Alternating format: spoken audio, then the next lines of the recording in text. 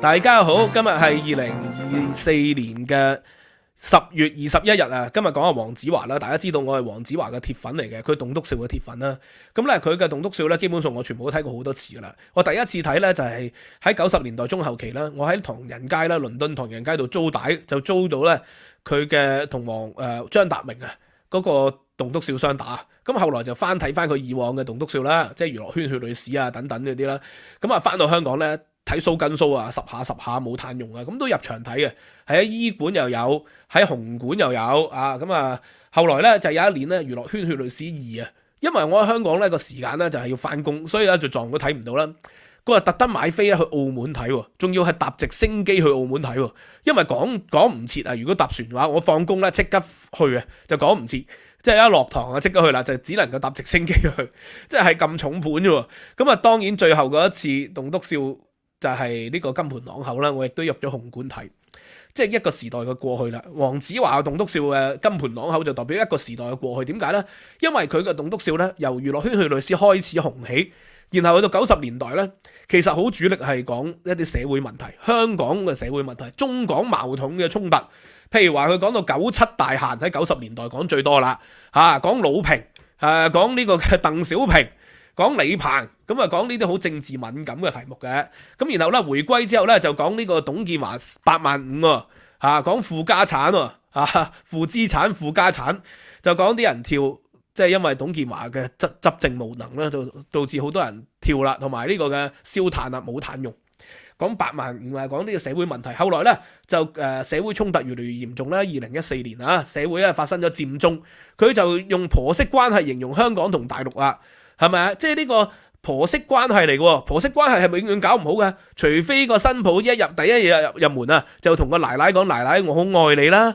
咁所以香港同埋中國大陸嘅問題就係一個婆媳關係，就一者咧想永遠支配個新抱，個新抱咧就想有自主權。就呢個係一個難解嘅問題嚟嘅。咁嗰陣時咧，其實我喺2014年睇洗澡啊嗰陣時已經感覺到咧個社會怨氣好大啦。佢講81粒嘅催淚彈啊，當時咧場內邊嘅歡呼聲咧冇以往咧講諷刺中國政治啊、香港社會環境啊咁熱烈噶咯。因為有好多即係社會出現咗藍絲同黃絲，佢講到警方嘅鎮壓。咁啊有一啲支持警方嘅，咁就係肯定有啲不滿嘅。但係呢個社會問題咧喺香港咧好長時間，起碼6·7暴動以後咧都冇出現過嘅。6·7暴動嘅時期或者6·7暴動前或者50年代咧，香港咧有左派同右派喺街頭打交嘅事件啦，喺調景嶺啊，喺呢個嘅好多街頭上有啲衝突啦。嗰陣時係有嘅，但係6·7暴動後咧，香港基本上咧意識形態咧已經係即係多元自由咗嘅，就唔再咧就咁極端。你嘲諷英國英女王嘅冇問題喎，講事頭婆唔好嘅，好多人都講喎，講啲港督唔好嘅冇問題喎。咁你嘲諷共產黨亦都係社會嘅主流意見啦。咁你講國民黨後來啲人亦都唔係好在乎啦。咁所以咧6·7以後咧，去到2000年代初咧，整個社會都係好包容嘅。但係去到2014年咧，社會出現咗激烈嘅社會衝突，即係呢個黃藍嘅對決，社會嘅撕裂。黃子華講棟篤笑嘅時候，我嘅觀察咧就已經唔係一面倒啦，係支持噶啦。咁你入得去睇真金白銀，你照計應該支持黃子華先係啊。但係佢再講嘅笑話咧，反應都可能6·4、7·3嘅啫。6·4可能敏感啲啦，7·3啦，係咪啊？7成支持，有3成亦都唔即係冇乜太強烈噶，甚至乎反感嘅。咁啊好啦，去到呢個嘅金盆朗口嘅時候，佢講到好坦白嘅，佢就話今時今日嘅香港仲如何棟篤笑下去啊？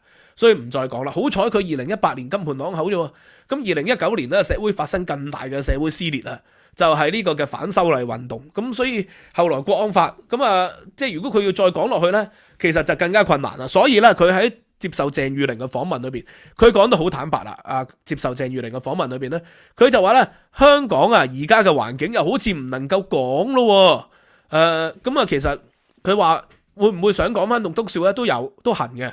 耐唔耐就行嘅啦，耐唔耐咧？哎呀，就呢樣幾好笑，幾好笑。不過而家香港呢個好多時咧，好多嘢可以笑啦。咦？但係好似又唔講得喎。咁人哋又唔知道講咗，又會覺得你做咗啲乜嘢？唉，真係好似行幾步又撞一撞。唉，唔諗啦，乾乾脆脆。咁你從佢呢番説話咧，嗱，即係我就唔嘗試解讀黃子華點諗，我就講下我點睇啦，係咪？黃子華呢種咁嘅處境咧，就係好多留下來嘅人啦，留喺香港嘅朋友啦，面對住嘅問題啊嘛。呢個第一個層次。第二咧，喺歐美社會咧都有咁嘅情況。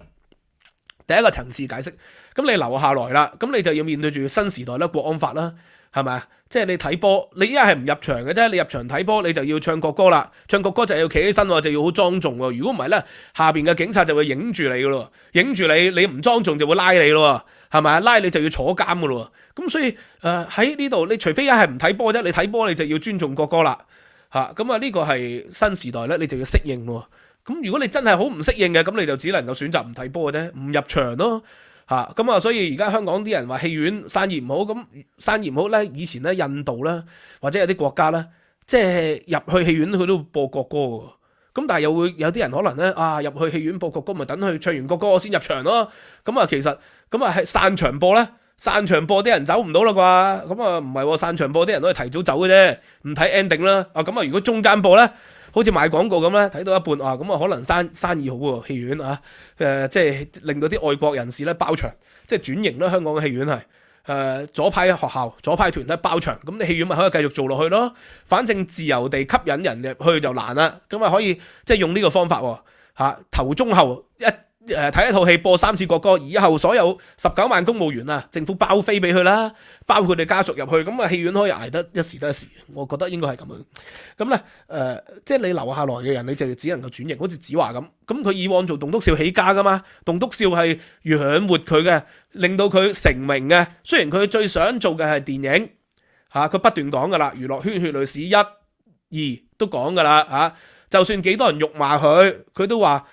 請你好好放低啦，即係講個諧音，請你好好放低。佢將人哋鬧佢問候佢嘅句子就改成請你好好放低。咁但係佢心裏邊都係想做電影，而家做埋舞台劇啦，亦都好成功。咁所以佢呢幾年嘅轉型咧，其實亦都係反映到即係留下來你就只能夠轉型咯。咁但係你轉型咧，你就變成咗自我審查。呢個第二個層次喺海外咧都有自我審查。自我審查第一個層次係因為政治環境，你一定係要自我審查。好似大陸咁樣，大陸咧講棟篤笑唔好聽嘅，你只能夠講棟篤笑講美國，講美國嘅不堪，零元購有幾衰幾多喪屍橫行街頭，你就唔能夠咧係講中國嘅。前嗰排咪有一個講棟篤笑嘅，佢其實只係借用咗解放軍嗰個口號去講一隻狗，就係作風優良，能打勝仗，結果咧就俾人哋話佢係失德藝人，要賠償，佢公司仲蝕大本，以億計嘅收入減少，咁呢個咪就係政治太多禁忌嘅地方啦，就做唔到棟篤笑嘅。咁因為政治太多禁忌啦，喂，你講下啲古人，又話你侮辱革命先烈啦，你講時政話你煽動顛覆咯，你講個社會未來，佢話你咧妖言惑眾咯，你講下而家嘅社會處境，佢話你妄議大政啊。咁你點樣做棟篤笑啊？咁當然啦，就唔係唔得嘅。喺古代明清時期咧，即係文字獄係歷代就係第2位噶啦，就係明清。即係第1位係幾時？你大家自己估下啦。明清咧係古今中外咧文字獄係第2位嘅。咁但係好多偉大嘅文學作品，佢哋咪用委婉個方法。好似我之前導讀過《西遊記》，其實《西遊記》係寫明代中晚期嘅社會政治黑暗噶嘛，就係講啲權力嘅黑暗昏暗嘅。天庭描述到自己好偉大，其實就係好腐朽嘅。然後咧道教同佛教因為明朝嘅皇帝咧就好多咧食道教咧嘅金丹治死嘅。所以其實佢就係即係透過崇佛益道去批評咧明朝嘅時政啊嘛。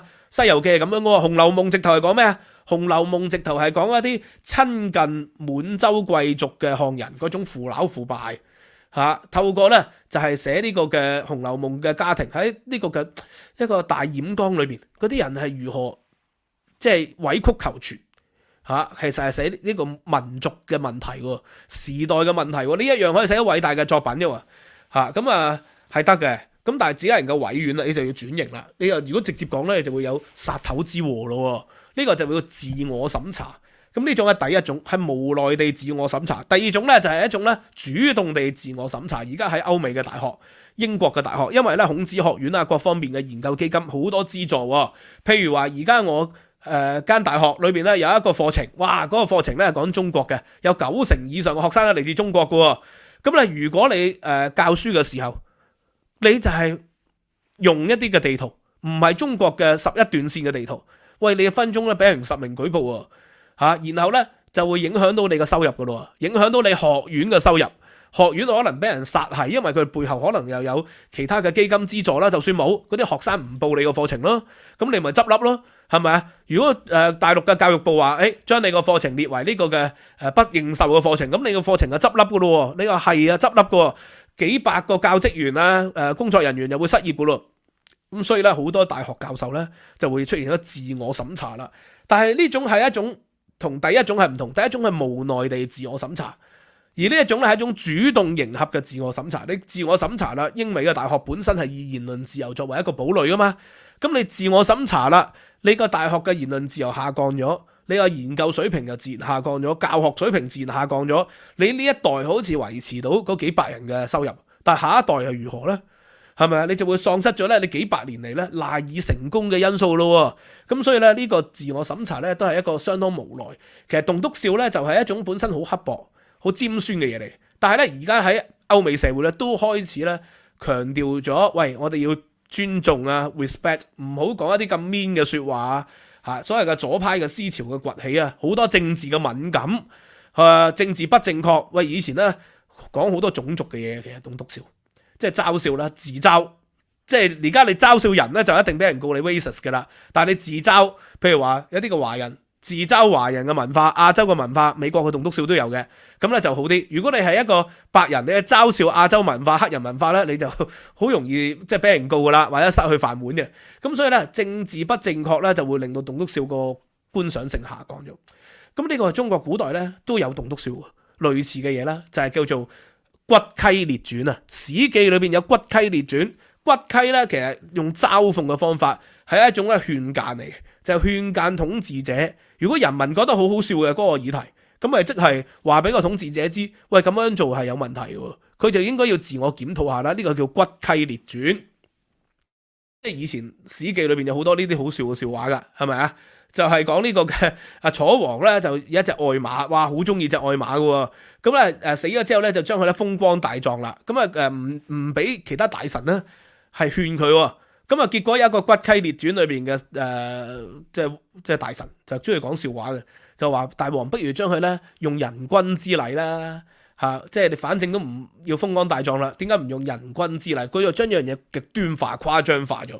咁後來大王話係喎，咁樣有問題喎，即係人同馬始終有分別嘅喎。咁所以呢種係一種勸諫嘅手法嚟嚇，社會咧就要多元化。自由化個棟篤笑先好睇，咁但係而家唔係啊！而家嘅社會咧就變向咗另外一樣嘢，就係越嚟越即係單一化啦，政治嘅正確化啦，咁啊，所以呢個中國咧就係威權化。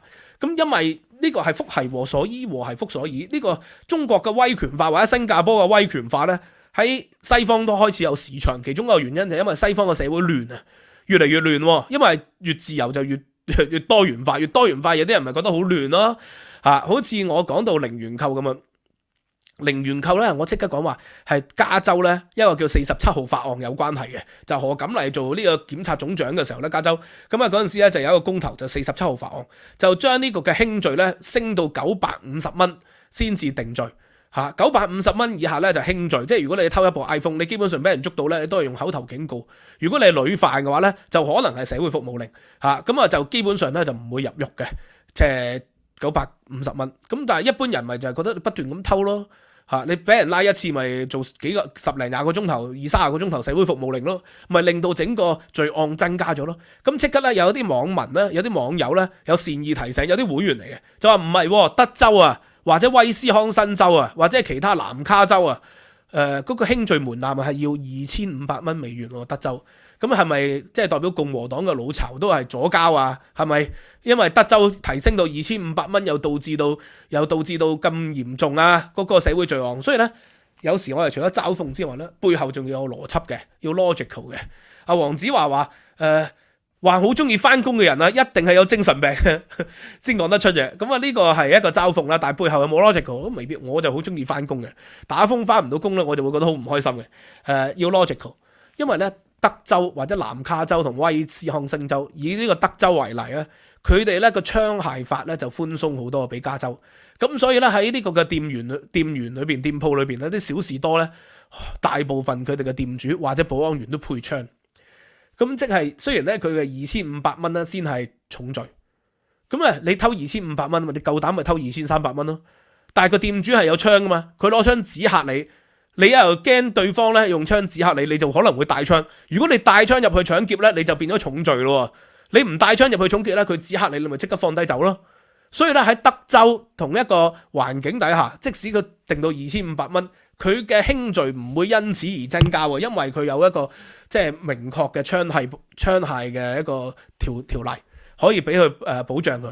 咁但係加州咧一般咧就唔可以咧，即係喺店鋪裏邊咧係持槍個店員嚇個店主店員咧唔可以持槍喎。保安公司申請牌照之後可以，咁但係邏輯上咧你就要明白到，我哋講一個理論。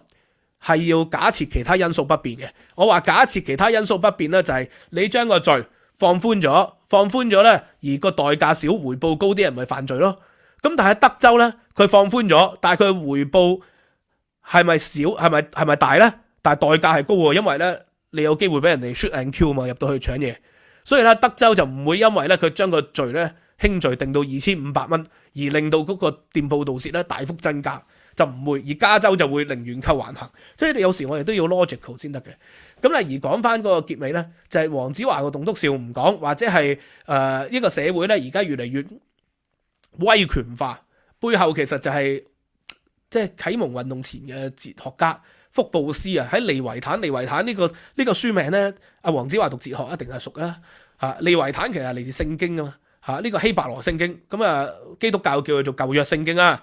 咁啊，但係你講舊約聖經咧，就即係猶太人又未必好接受你咁講嘅舊約聖經嚇，因為佢哋認為呢本係唯一嘅聖經，希伯來聖經裏邊嘅即係和合本就譯做鱷魚啊嘛嚇，其實係一隻怪獸利維坦。咁福布斯就話咧，社會好亂啦，好多搶劫啊，好多戰爭啦，最好嘅方法係點啊？就係大家要應服於利維坦，應服於政府呢隻怪獸，就讓恐懼去限制人民嘅貪念，讓恐懼去限制人民嘅罪惡。咁你只要個個都好恐懼政府啦，社會咪唔會亂咯，係咪？你只要個個好恐懼政府啦，你咪自我審查，國家安全咪得到保障咯。所以咧，國安法也好，或者係經濟嘅也好，其實咧就係希望你恐懼，透過恐懼咧維持社會嘅有效性。咁當然喎，福布斯呢個問題咧就針對當時社會咧就好多戰亂啊，歐洲之間呢啲國家咧就不斷打仗，係有道理嘅。咁但係咧，當你係恐懼咗政府，咪少啲戰亂啊，少啲搶劫啊。咁但係你變成咗你恐懼政府喎，你嘅生命受到威脅咧，就可能係由恐懼賊就變成恐懼政府啦。咁朝鮮就係好恐懼啦，朝鮮就冇打劫啦，朝鮮嘅社會好穩定啦，係咪？你睇韓劇啊，都會俾人槍斃喎。咁啊，社會好穩定啦，大家都好恐懼啦。咁係咪願意啊咁樣咧？所以兩個極端都有問題啦。搶劫多係一個極端。太恐懼亦都係另外一個極端，如何保持中庸之道，喺一個咁惡劣嘅環境，但係都保持創作嘅偉大自由呢，就要考慮下睇翻《紅樓夢》同《西遊記》啦。咁所以子華近年拍嗰啲飯氣攻心啊，或者係呢個嘅講法庭嘅戲啊，咁係咪都有呢個《紅樓夢》式嘅《西遊記》式嘅政治委婉嘅表達呢？呢一點呢，就大家思考啦。咁我就不便說穿。今日就講到呢度啦，咁我就好中意睇下黃子華嘅棟篤笑，佢嘅戲即係我就唔係特別鍾情啦，但係即係感情上咧都係要支持嘅。Anyway， 今日講到呢度，收費平台 Patreon 咧就有我嘅獨家資料啊，文字版同埋呢個嘅中國近代史課堂，希望大家支持。$15美元一個月就可以無限重溫，年費訂閱仲有 discount，拜拜。